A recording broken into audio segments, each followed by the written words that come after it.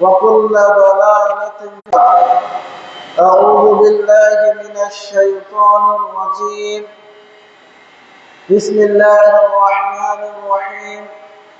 يا أيتها النفس المطمئنة ارجعي إلى ربك راضية مرضية فادخلي في عبادي وادخلي جنتي.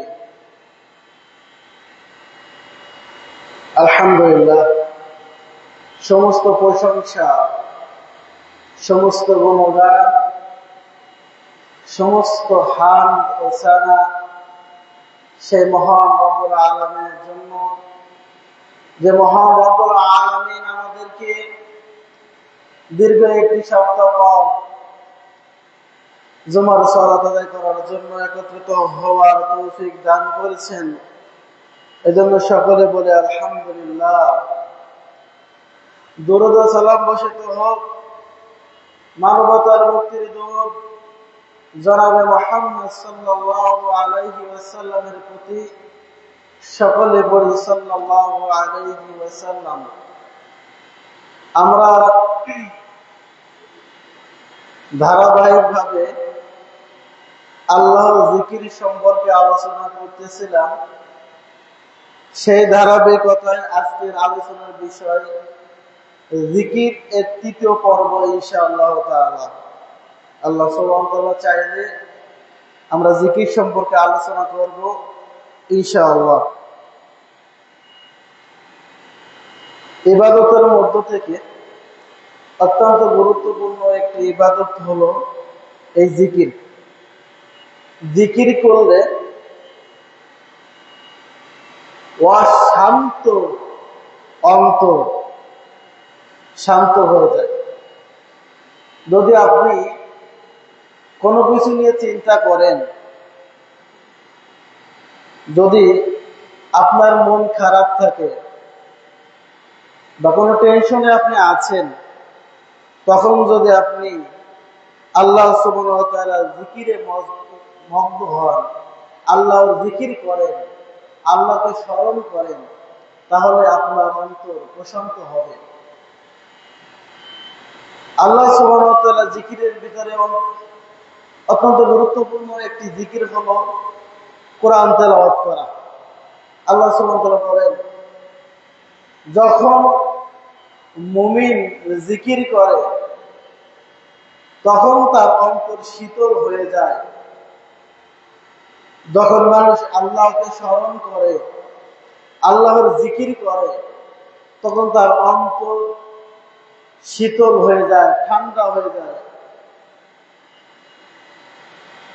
জিকিরের মাধ্যমে গুনাহ মাফ করে নেওয়া যায়। আল্লাহ সুবহানাহু ওয়া তাআলাকে যদি আমরা স্মরণ করি, আমরা যদি আল্লাহ সুবহানাহু ওয়া তাআলা জিকির করি, তাহলে আল্লাহ সুবহানাহু ওয়া তাআলা তিনি আমাদেরকে স্মরণ করবে। যদি আমরা আল্লাহর জিকির না করি, আল্লাহকে স্মরণ না করি, তাহলে আল্লাহ আমাদেরকে ভুলে যাবে। এবং আল্লাহ বলতেছেন, যদি আমরা আল্লাহকে স্মরণ না করি, আল্লাহ জিকির না করি, আল্লাহ আমাদেরকে ভুলে যাবেন। আল্লাহ আমাকে ভুলে যাব। কিভাবে? যদি আমরা আল্লাহ জিকির না করি, আল্লাহকে স্মরণ না করি, তাহলে আল্লাহ তো আমাকে ভুলে যাবেন, আর আল্লাহ আমাকে ভুলিয়ে দেবেন আমার নিজেকে। যে আমি নিজেকে ভুলে যাব কিভাবে? যে আমি পাপ করতে করতে এমন পর্যায়ে চলে যাব যে আমার পাপের জন্য অনুতপ্ত হয়ে আল্লাহর কাছে ক্ষমা চাইতে হবে, এটাই ভুলে যাব। আল্লাহ আমাকে আল্লাহর স্মরণ থেকে দূরে রেখে দেবে যদি আমি আল্লাহকে স্মরণ না করি। দেখবেন মানুষ আল্লাহর জিকির না করতে করতে এমন হয়ে যায় যে সে নিজেকে ভুলে গেছে। সবসময় সে নিজেকে ফেসবুকের সাথে ব্যস্ত রাখে, নিজেকে সমাজের যারা অসামাজিক লোক আছে যারা সবসময় বেহুদা কাজ করেন তাদের সাথে সে মিলিত হয়ে গেছে। ফেসবুক, টুইটার, ইউটিউব এমন ভাবে সে মগ্ন রয়েছে যে আল্লাহকে স্মরণ করতে হবে এটা সে ভুলে গেছে। এবং সে যে অন্যায় কাজের ভিতরে আছে, পাপ করতেছে, এটাও সে ভুলে গেছে। সে পাপ করার কারণে সে পাপ করতেছে, এর মানে সে নিজেকে ভুলে গেছে। তো আমরা যদি আল্লাহকে ভুলে যাই, আল্লাহকে যদি স্মরণ না করি, আল্লাহর জিকির যদি না করি, তাহলে আল্লাহ আমাদেরকে ভুলে যাবে এবং আমরাও আল্লাহকে ভুলে যাব। আমরা যদি দুনিয়া থেকে আল্লাহ সুবহানাহু ওয়া তাআলার ক্ষমা নিয়ে মৃত্যুবরণ করতে পারি, আল্লাহর জিকির করি, আল্লাহকে স্মরণ করতে করতে যদি আপনার মৃত্যুবরণ করতে পারি, যদি আমার শেষ বাক্য যদি হয় লা ইলাহা ইল্লাল্লাহ, রাসূল বলতেছেন মান ক্বালা আখিরু কালামি লা ইলাহা ইল্লাল্লাহ দাখালাল জান্নাহ, যে ব্যক্তি সর্বশেষ বাক্য হবে লা ইলাহা ইল্লাল্লাহ, এই ব্যক্তি জান্নাতে প্রবেশ করবে। তো আমরা যদি আল্লাহকে স্মরণ করে মৃত্যুবরণ করতে পারি, তাহলে আল্লাহ বলতেছেন যখন মালাকুল মাউত যখন কোন ব্যক্তির জান কবজ করে নিয়ে যাবে, সে যখন মৃত্যুবরণ করবে, তখন সেই প্রশস্ত আত্মাকে বলা হবে ইয়া আইয়াতুহান নাফসুল মুতমাইন্নাহ, হে প্রশান্ত আত্মা, ইয়া আইয়াতুহান নাফসুল মুতমাইন্নাহ, হে প্রশান্ত আত্মা, ইরজিই, তুমি ফিরে আসো, ইলা রাব্বিকি রাদিয়াতাম মারদিয়া, সন্তুষ্ট চিত্রে, সন্তুষ্ট ভাজনে তোমার রবের দিকে ফিরে আসো। ফাদখুলি ফি ইবাদি, যে সমস্ত বান্দারা আল্লাহর জিকির করেছে, আল্লাহর ইবাদত করেছে, তাদের ভিতরে শামিল হও। ওয়াদখুলি জান্নাতি, এবং নিয়ামতপূর্ণ জান্নাতে প্রবেশ করো। সুবহানাল্লাহি ওয়া বিহামদিহি।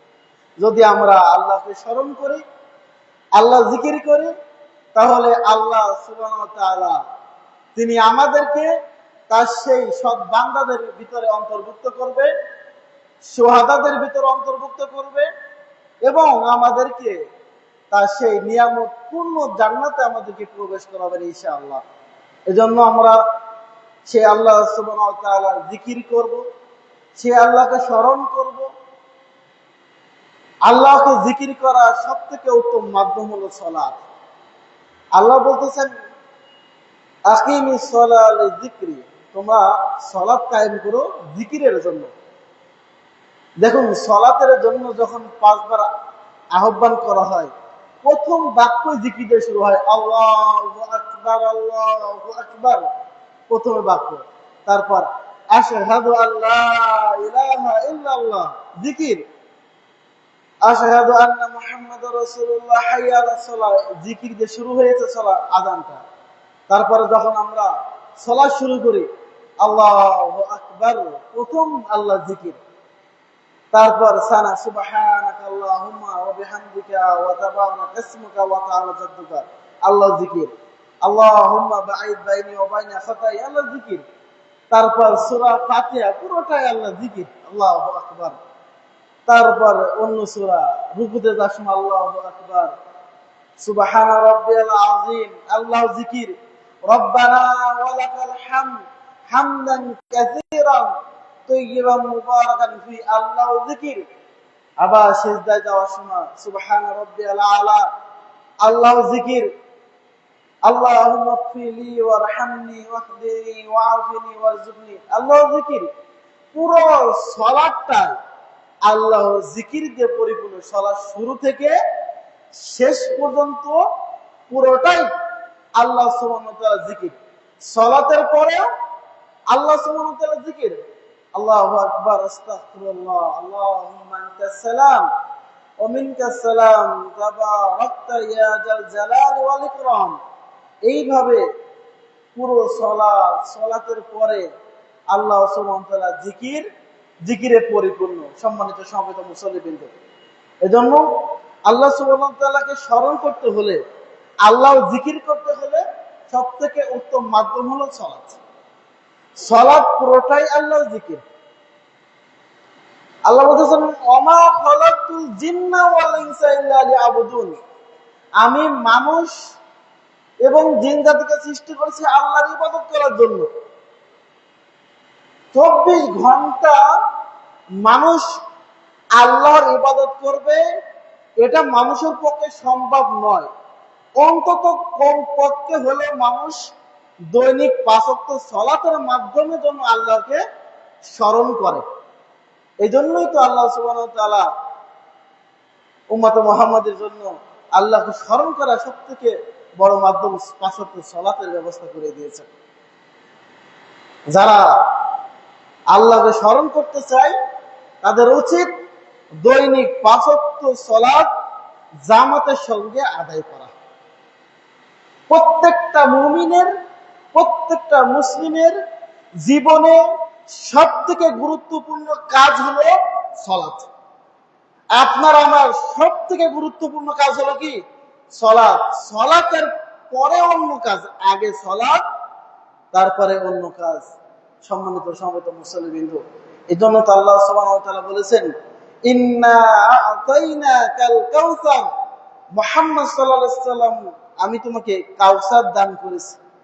কাউসার অত্যন্ত নিয়ামতপূর্ণ একটি, আল্লাহ রাসূল সাল্লাল্লাহু আলাইহি ওয়াসাল্লামকে আল্লাহ সুবহানাহু ওয়া তাআলা যেগুলো দান করেছেন তার ভিতরে অন্যতম হলো কাউসার। এই কাউসারটা আল্লাহ সুবহানাহু ওয়া তাআলা নবী মুহাম্মদ সাল্লাল্লাহু আলাইহি ওয়াসাল্লাম দান করেছেন। তা এটা একটা শুকরিয়া আদায় করার জন্য আল্লাহ বলেছেন ফাসাল্লি লিরাব্বিকা ওয়ানহার, আগে তুমি তোমার রবের জন্য সালাত আদায় করো, তারপরে কুরবানি করো। তার মানে আল্লাহর শুকরিয়া আদায় করার জন্য সবথেকে বড় মাধ্যম হলো সালাত। সালাতের মাধ্যমে আল্লাহকে স্মরণ করা, সালাতের মাধ্যমে আল্লাহর শুকরিয়া আদায় করা, সালাতের মাধ্যমে আল্লাহর জিকির করা। আল্লাহ সুবহানাহু ওয়া তাআলা আমাদেরকে জিকির করার তৌফিক দান করুক, আল্লাহুম্মা আমিন। সম্মানিত সমবেত মুসলিমবৃন্দ, আমরা গত সপ্তাহে যেখানে আলোচনা করেছিলাম যে যখন কোনো মুসলমান, কোন মুসলিমরা সকলে যখন একত্রিত এক জায়গায় বসবে তখন তাদের উচিত হলো প্রথমে আল্লাহ সুবহানাহু ওয়া তাআলার প্রশংসা করা এবং রাসূলের প্রতি দুরূদ পড়া, তারপর তাদের যে কথাবার্তা আছে এইগুলো শুরু করা। যদি কেউ আল্লাহর প্রতি প্রশংসা না করে, হামসানা না পড়ে, রাসূলের প্রতি দুরূদ না পড়ে, তাহলে সেই বৈঠক তাদের জন্য কখনো কল্যাণকর হতে পারে না। সেই বৈঠকে তাদের কল্যাণ ডেকে আনতে পারে না, তারা সেই বইটাকে ক্ষতিগ্রস্ত হবে বলে আমরা হাদিসে পেয়েছি। আন আবি হুরায়রা রাদিয়াল্লাহু আনহু قال, আবু হুরায়রা রাদিয়াল্লাহু আনহু থেকে বর্ণিত, তিনি বলেন قال রাসূলুল্লাহ সাল্লাল্লাহু আলাইহি ওয়াসাল্লাম, রাসূলুল্লাহ সাল্লাল্লাহু আলাইহি ওয়াসাল্লাম বলতেছেন মান ক্বাদা মাকআদান, যে ব্যক্তি কোন স্থানে বসেছে, হতে পারে সেটি কোনো দোকানে বসেছে অথবা মসজিদে কোথাও বসেছে অথবা যে কোনো জায়গায়, যে কোনো ব্যক্তি যে কোনো স্থানে বসেছে, লাম ইয়াযকুরিল্লাহ ফিহি, সেখানে আল্লাহ সুবহানাহু ওয়া তাআলাকে স্মরণ করেনি, কানাত আলাইহি মিনাল্লাহি তিরাতান, তাহলে সে যেন আল্লাহ সুবহানাহু ওয়া তাআলার হুকুমে সেই স্থানে, সেই বৈঠকে, সেই বসার স্থানে আল্লাহর পক্ষ থেকে ক্ষতির কারণ হয়েছে। কোন মুসলিম কোন দোকানে বসে কোন কথাবার্তা বলতেছে, মসজিদে বসে আলোচনা করতেছে, যে কোনো কথাবার্তা যেখানে বসে করুক না কেন, সেখানে যদি কমপক্ষে আল্লাহর প্রশংসা এবং রাসূলের প্রতি দুরূদ না পড়ে, আল্লাহ বলতেছেন যে আল্লাহর পক্ষ থেকে তাদের ওই বইটাকে অকল্যাণ ডেকে আনলো, ক্ষতি ডেকে আনলো। তারপর আল্লাহ বলতেছেন, রাসূল বলতেছেন ওয়া মান ইসতাজআ মাতজাআন, আর যে ব্যক্তি কোন শয়ন স্থানে গেল, শুইতে গেল, কোন বিছানায় গিয়ে সে যখন শুইল, লা ইয়াযকুরিল্লাহ ফিহি, এবং সেই বিছানায় শোয়ার সময় আল্লাহকে স্মরণ করলো না, দোয়া পড়লো না, আল্লাহ জিকির করলো না, কানাত আলাইহি মিনাল্লাহি তিরাতান, তাহলে সেই শয়ন স্থানে, সেই বিছানায় সে আল্লাহ সুবহানাহু ওয়া তাআলার পক্ষ হতে ক্ষতি ডেকে আনলো। ওয়ামান মাশা আহাদান মামশা, এবং যে ব্যক্তি কোনো রাস্তাতে হেঁটে যাচ্ছে, কোনো পথ দিয়ে চলতেছে, লা ইয়াযকুরুল্লাহা ফীহি, চলার সময় সে আল্লাহকে স্মরণ করলো না, আল্লাহ বলতেছেন ইল্লা কানা আলাইহি মিনাল্লাহি তিরাতুন, তাহলে সে তার ওই রাস্তা চলার সময় আল্লাহর পক্ষ থেকে ধ্বংস ডেকে আনলো, তার জন্য ধ্বংস রয়েছে ওই রাস্তায়। এই হাদিস থেকে তিনটি বিষয় আমরা জানতে পারলাম। সে তিনটি বিষয় হলো, সেটা যে কোনো বৈঠক হোক, মাহফিল হোক, কোন ইসলামী হালাকা হোক, অথবা কোন জরুরি কোন বৈঠক হোক, এমনকি সেটা সংসদ অধিবেশন হোক না কেন, যেটাই হোক না কেন, সেই বৈঠকে যদি আলহামদুলিল্লাহ রাব্বিল আলামিন ওয়াসসালাতু ওয়াসসালামু আলা রাসূলিল কারীম এতটুকু যদি না বলে, অথবা বাংলায় সমস্ত প্রশংসা আল্লাহর জন্য, শান্তি অবতীর্ণ মুহাম্মদ সাল্লাল্লাহু আলাইহি সাল্লামের জন্য, এতটুকু যদি না বলে, তাহলে সেই বৈঠকে আল্লাহর পক্ষ থেকে ধ্বংস নাজিল হয়। সেই বৈঠকে কখনো কল্যাণ ডেকে আনে না, সেই বৈঠক কখনো তাদের জন্য কল্যাণ হবে না। এক।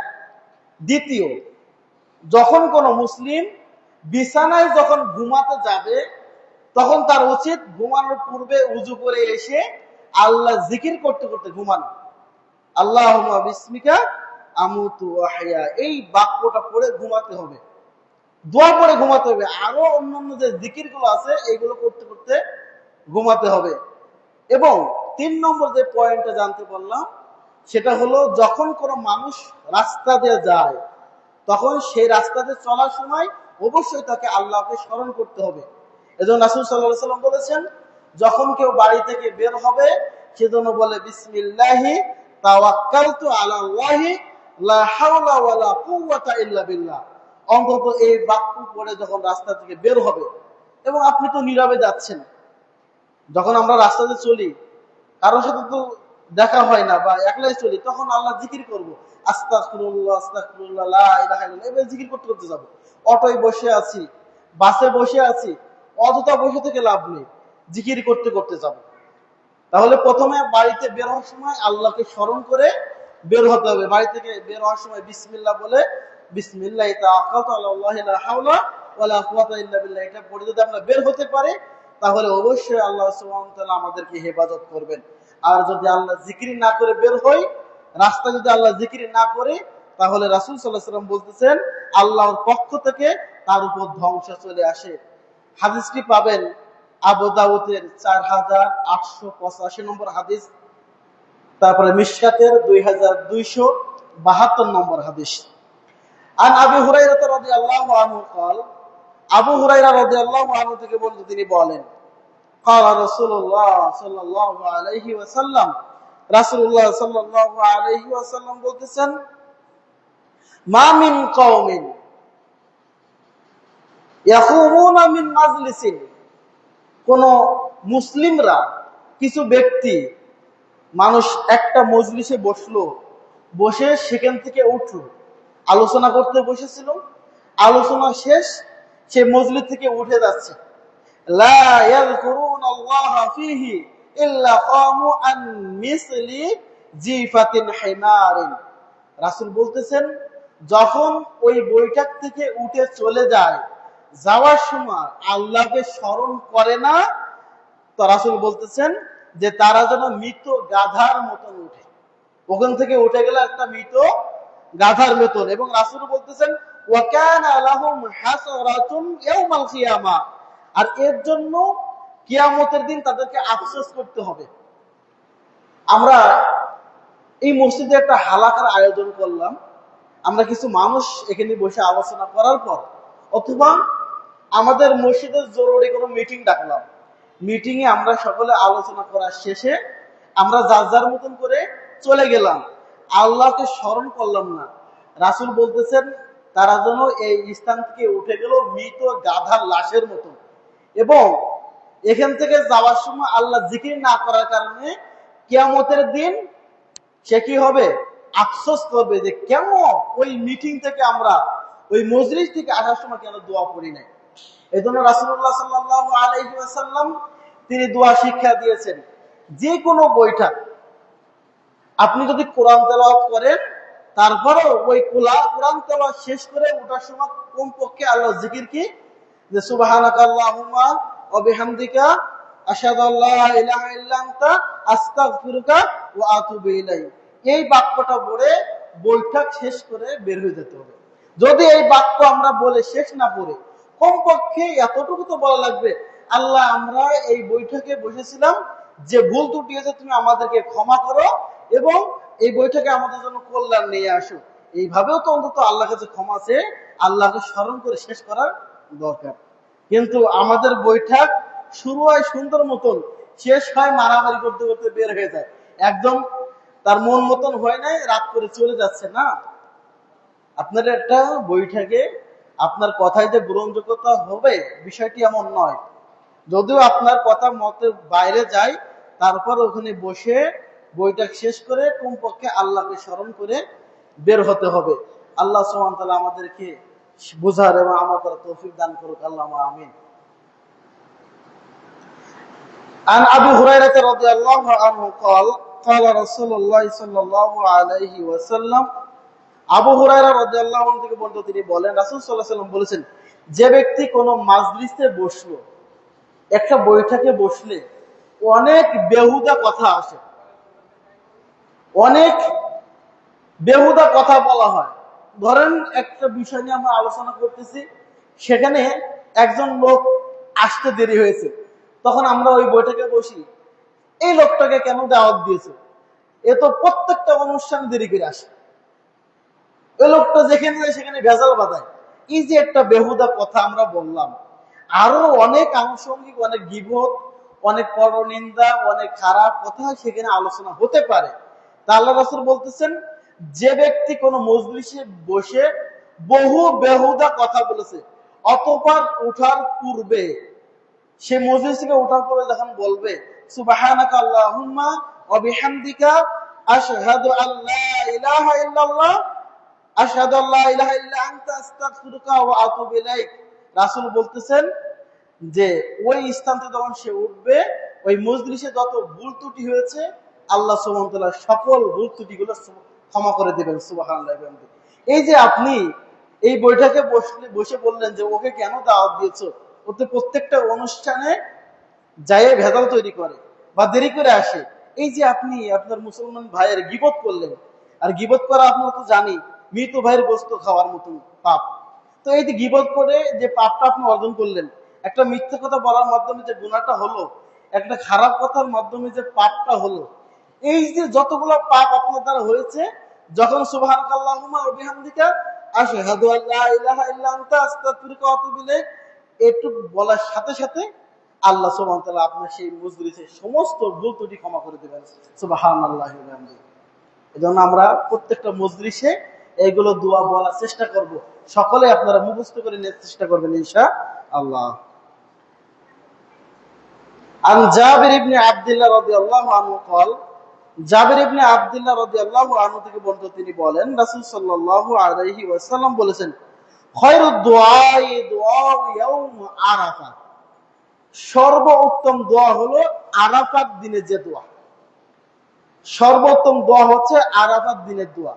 তারপর রাসূল বলতেছেন, ওয়া খায়রু মা কুলতু আনা ওয়া নাবিয়্যুন মিন ক্বাবলি, আমি কি তোমাদের একটা উত্তম দোয়ার কথা বলে দেব, যে দোয়াটা আমি মুহাম্মদ বলি এবং আমার পূর্বে যত নবী রাসূল এসেছে তারাও এই দোয়াটা বলতেন।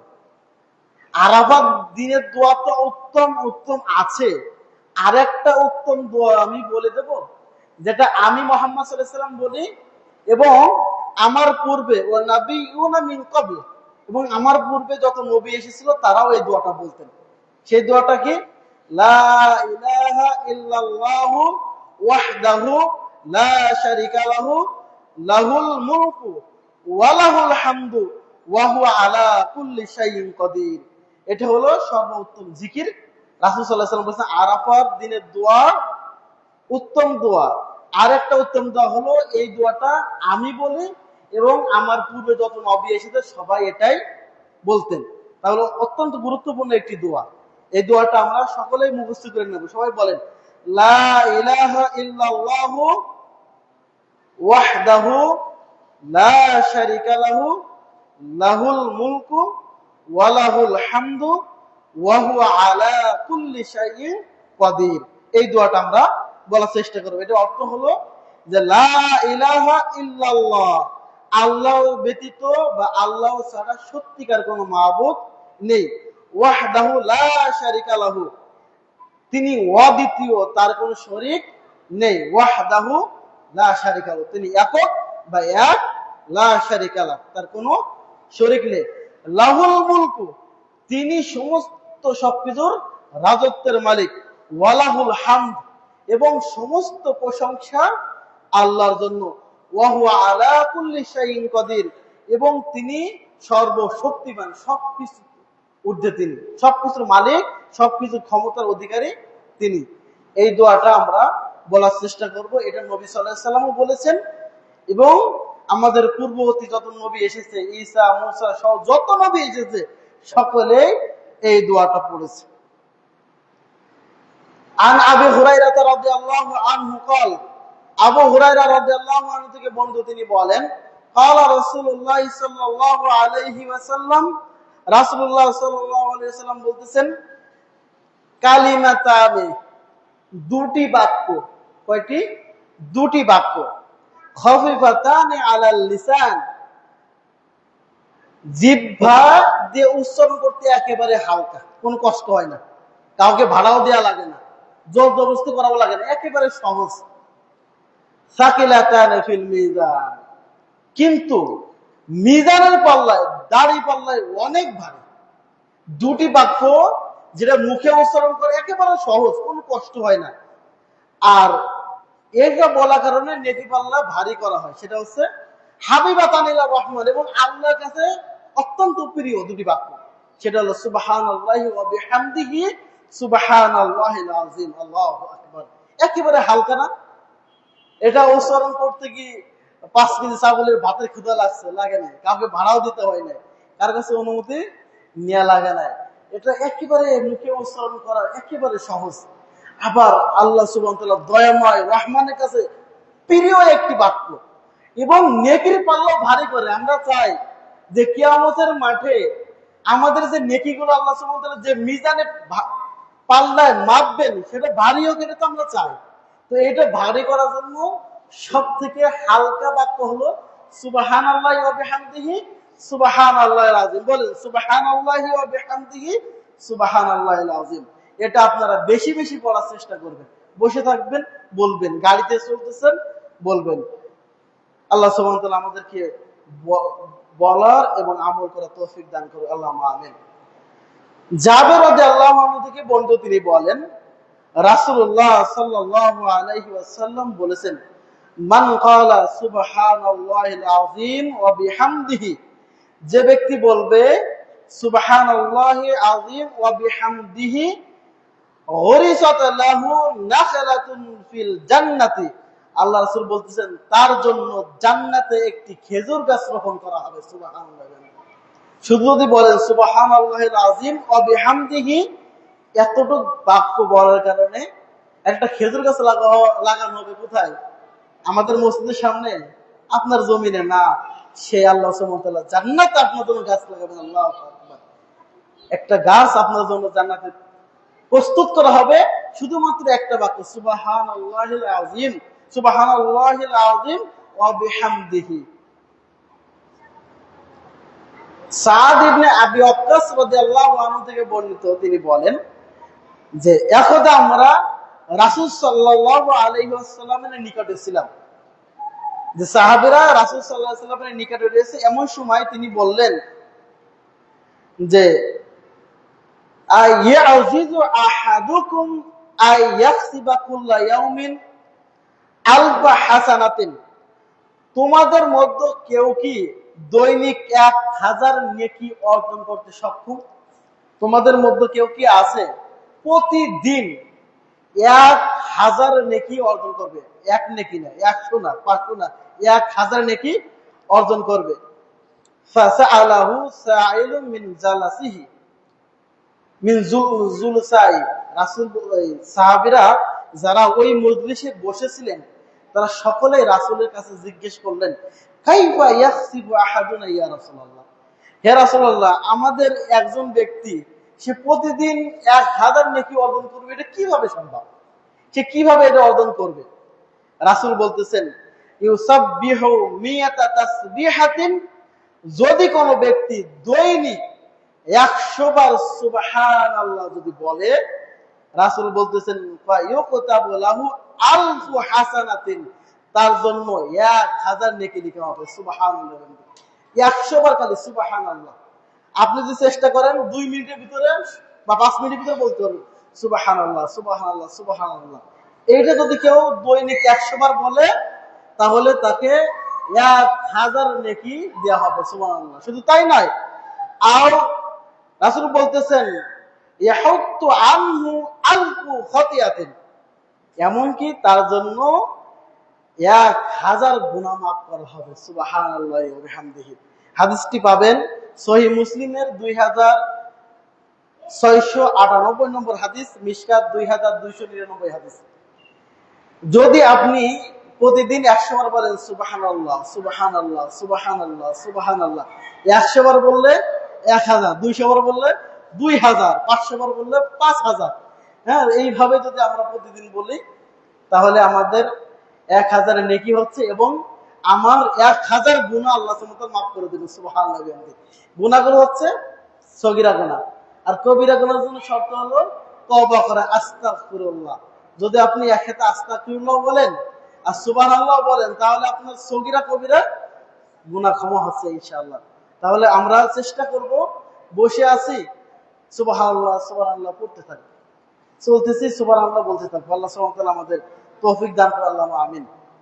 সামুরা ইবনে জুনদুব রাদিয়াল্লাহু আনহু থেকে বর্ণিত, তিনি বলেন রাসূলুল্লাহ সাল্লাল্লাহু আলাইহি ওয়াসাল্লাম বলতেছেন আফদালুল কালামি আরবাউন, শ্রেষ্ঠ বাক্য হচ্ছে 4টি। এমন 4টি বাক্য রয়েছে যে 4টি বাক্য হচ্ছে সর্বশ্রেষ্ঠ। সে 4টি হলো: 1 সুবহানাল্লাহ, 2 আলহামদুলিল্লাহ, 3 ওয়ালা ইলাহা ইল্লাল্লাহ, 4 আল্লাহু আকবার। সর্বশ্রেষ্ঠ বাক্য সুবহানাল্লাহ, আলহামদুলিল্লাহ, ওয়ালা ইলাহা ইল্লাল্লাহ, আল্লাহু আকবার। সর্বশ্রেষ্ঠ বাক্য এগুলো। আবু হুরায়রা রাদিয়াল্লাহু আনহু থেকে বর্ণিত, তিনি বলেন রাসূলুল্লাহ সাল্লাল্লাহু আলাইহি ওয়াসাল্লাম বলতেছেন খুযু জুন্নাতাকুম, সাহাবীরা তোমরা তোমাদের বাঁচার ঢাল গ্রহণ করো। খুযু জুন্নাতাকুম, তোমরা তোমাদের নিজেদেরকে বাঁচানোর জন্য ঢাল গ্রহণ করো। তো রাসূল সাল্লাল্লাহু আলাইহি ওয়াসাল্লাম এই বাক্য বললেন, তখন সাহাবীরা মনে করছে মনে হয় জিহাদে যেতে হবে বা শত্রুরা আক্রমণ করতেছে, এজন্য আমাদেরকে বাঁচার জন্য ঢাল গ্রহণ করতে বলতেছে। সাহাবীরা বলছেন ক্বালু ইয়া রাসূলুল্লাহ, হে আল্লাহর রাসূল, শত্রুরা কি এসে গেছে? আমরা যে ঢাল গ্রহণ করব নিজেদের বাঁচার জন্য, শত্রুরা কি এসে গেছে? রাসূল সাল্লাল্লাহু আলাইহি ওয়াসাল্লাম বলতেছেন লা, শত্রুরা আসে নাই, ওয়ালাকিন জুন্নাতাকুম মিনান নার, বরং তোমরা জাহান্নাম থেকে বাঁচার ঢাল গ্রহণ করো। জাহান্নামের কঠিন শাস্তি, সে আগুন থেকে বাঁচার ঢাল গ্রহণ করো।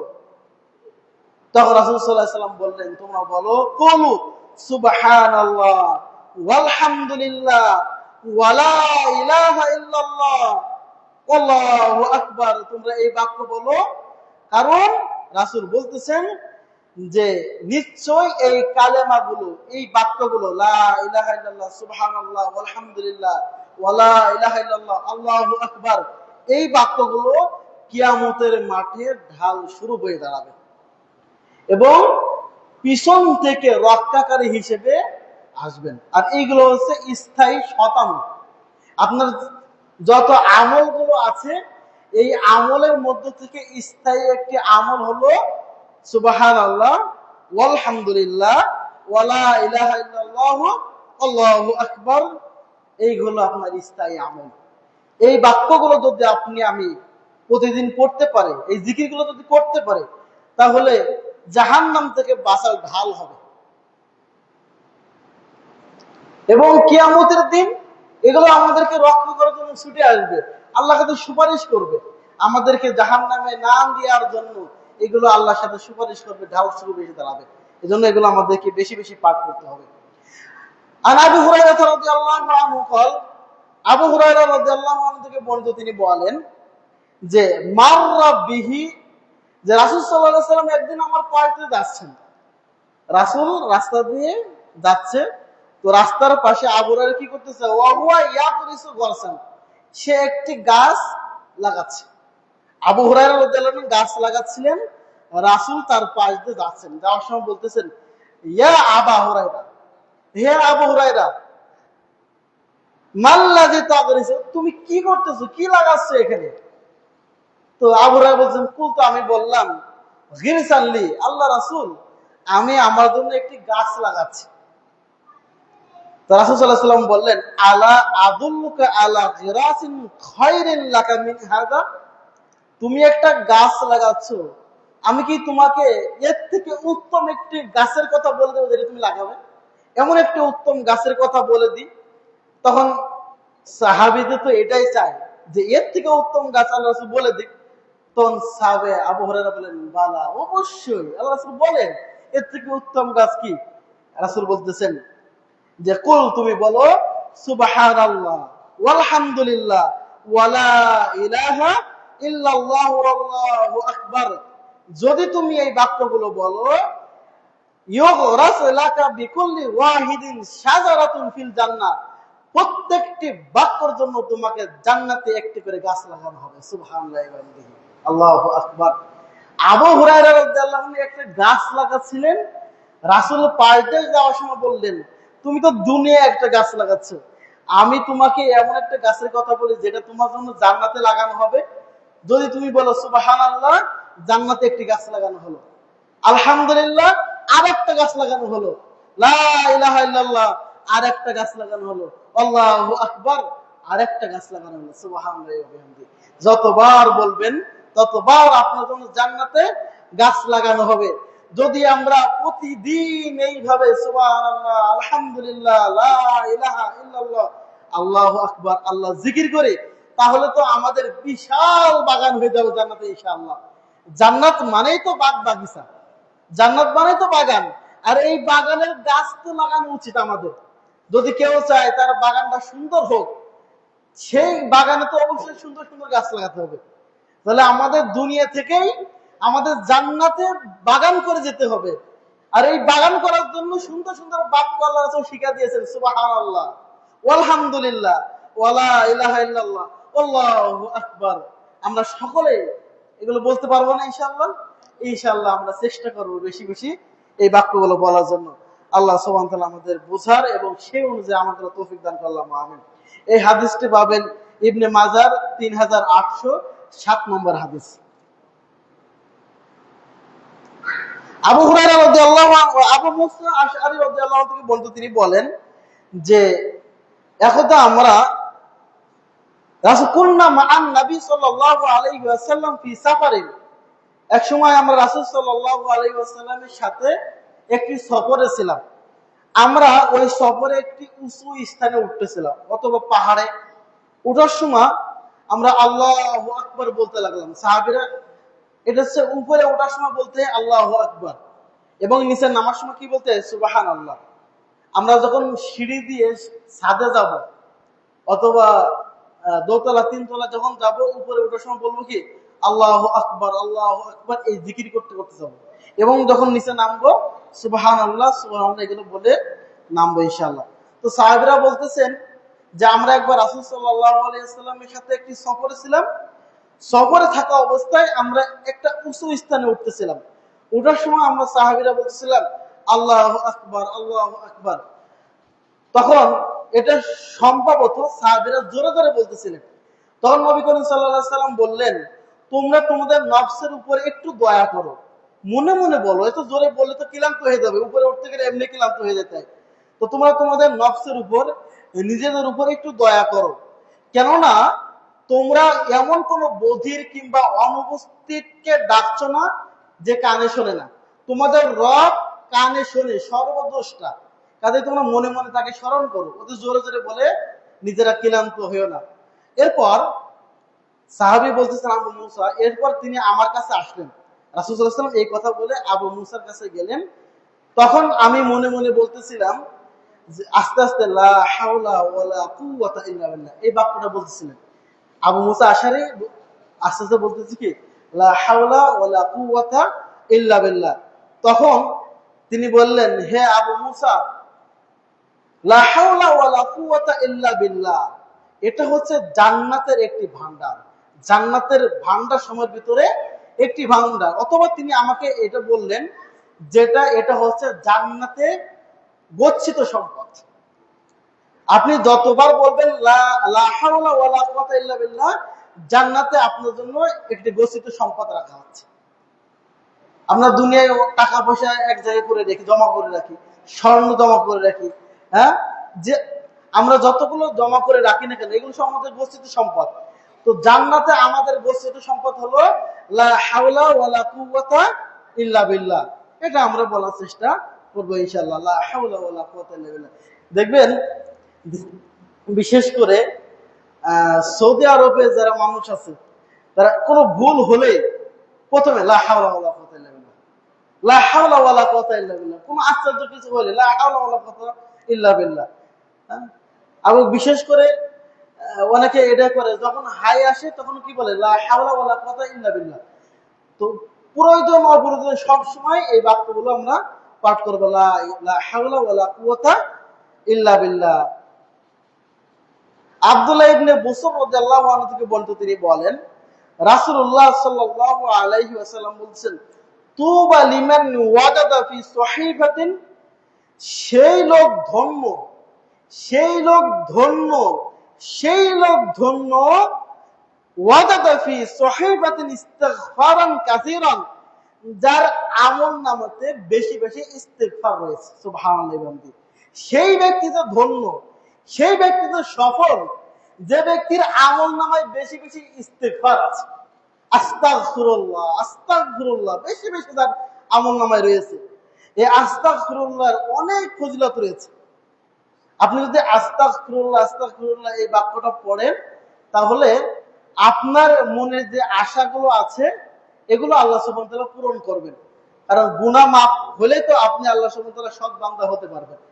হ্যাঁ, আল্লাহর কাছে চাইলে আল্লাহ সুবহানাহু ওয়া তাআলা অবশ্যই দিবেন। আপনারা সকলেই জানে একটা প্রসিদ্ধ একটি ঘটনা, যে আস্তাগফিরুল্লাহ ঘটনা। হ্যাঁ, মুহাদ্দিস ইমাম আহমদ ইবনে হাম্বল রাহিমাহুল্লাহ উনার একটি ঘটনা। এক রুটিওয়ালার, একজন রুটিওয়ালা, তিনি রুটির ব্যবসা করেন, রুটি বানান। তো একদিন ইমাম আহমদ ইবনে হাম্বল রাহিমাহুল্লাহ, তিনি যখন এই রুটিওয়ালার কাছে গেলেন, যাওয়ার পরে দেখলেন যে রুটিওয়ালা রুটি বিক্রি করতেছে এবং সে আস্তাগফিরুল্লাহ আস্তাগফিরুল্লাহ বলতেছে। তো আহমদ ইবনে হাম্বল রাহিমাহুল্লাহ তিনি রুটিওয়ালার কাছে খেয়ে এবং তার কাছে রাত্রে তার বাড়িতে থাকার জন্য বললেন। সফরে গিয়েছিলেন, থাকার জায়গা নেই, তখন তার কাছে বললেন যে তোমার বাড়িতে রাত্রে যাপন করা যাবে কিনা। তখন তিনি বললেন ঠিক আছে, আপনি আমার বাড়িতে থাকবেন।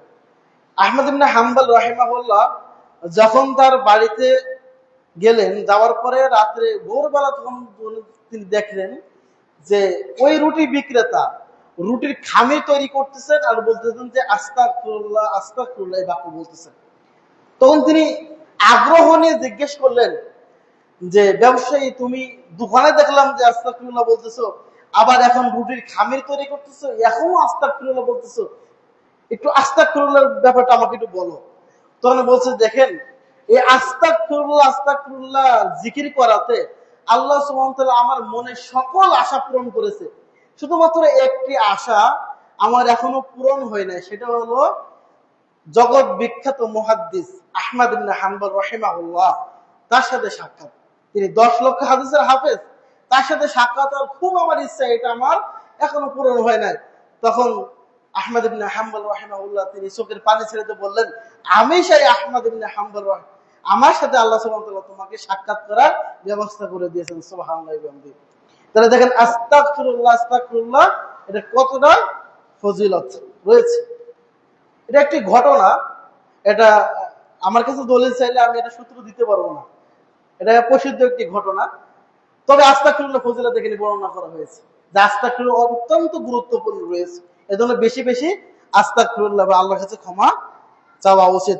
আল্লাহ সুবহানাহু ওয়া তাআলা আমাদেরকে বেশি বেশি আস্তাগফিরুল্লাহ বলা তৌফিক দান করুন, আল্লাহুম্মা আমিন। ওই বইটার টাইম ঠিক না, কত? 20 21।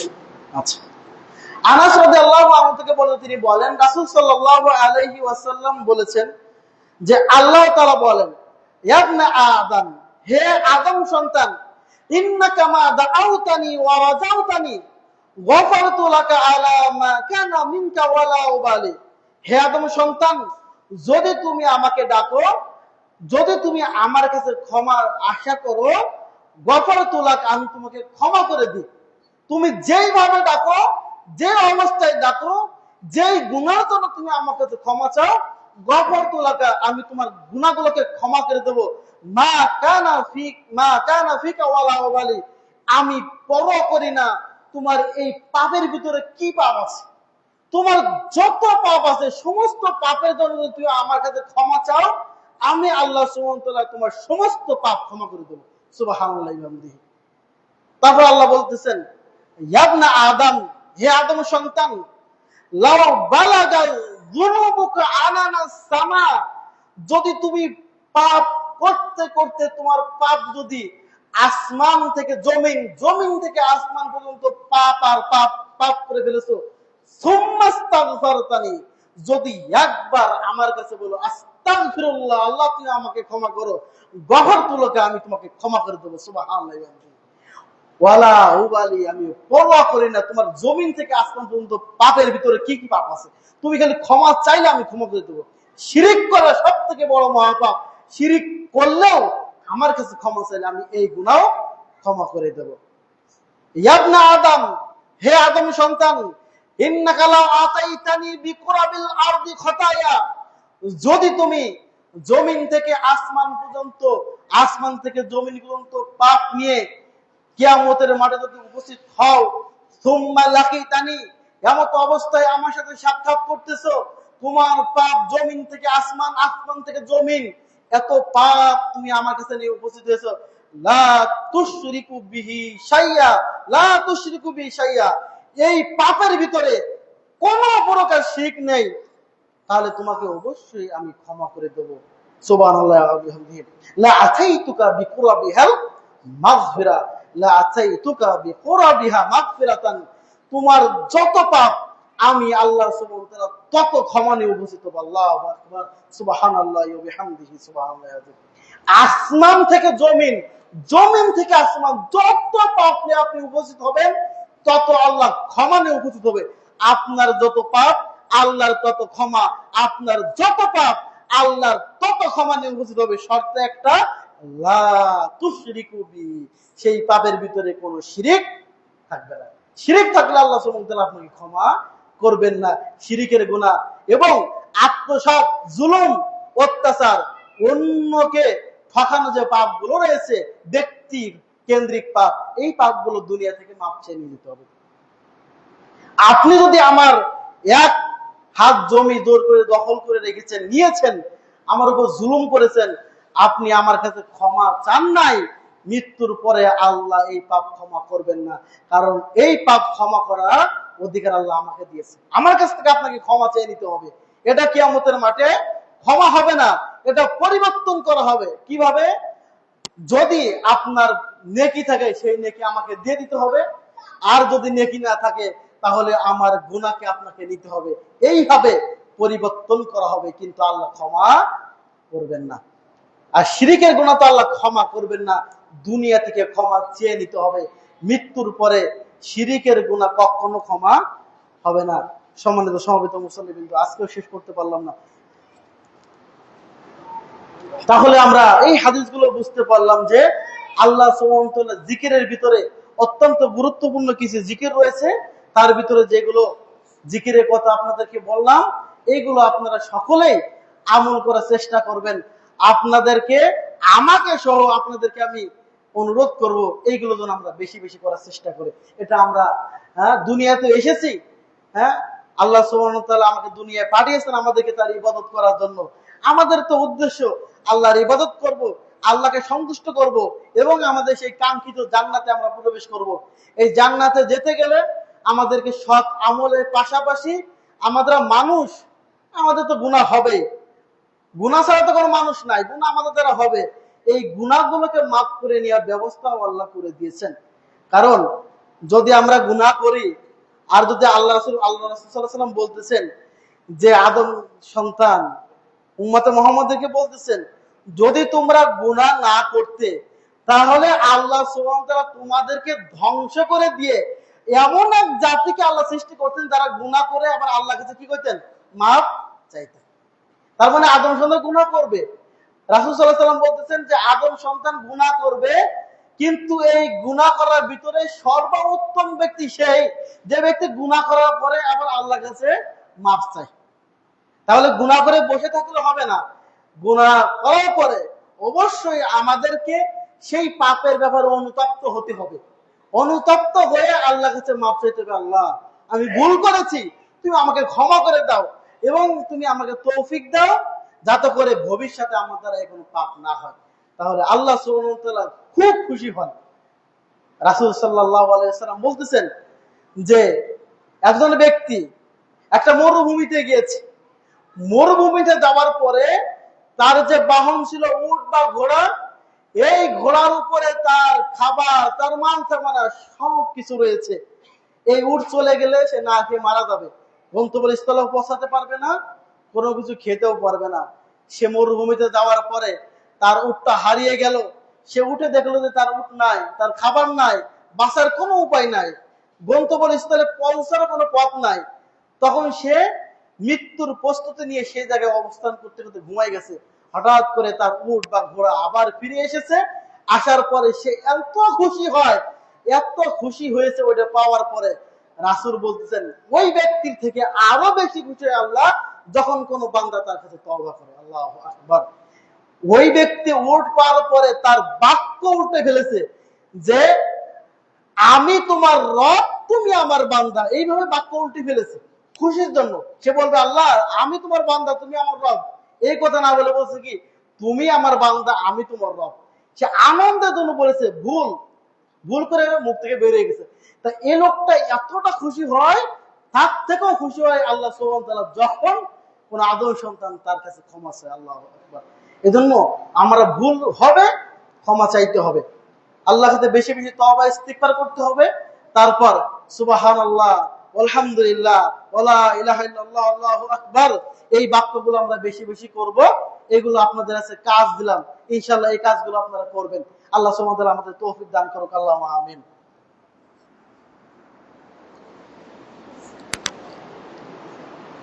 আলহামদুলিল্লাহ, ইন্নাল হামদালিল্লাহ নাহমাদুহু ওয়া নাস্তাঈনুহু ওয়া নাস্তাগফিরুহ ওয়া নাউযু বিল্লাহি মিন শুরুরি আনফুসিনা ওয়া মিন সাইয়্যাতি আ'মালিনা।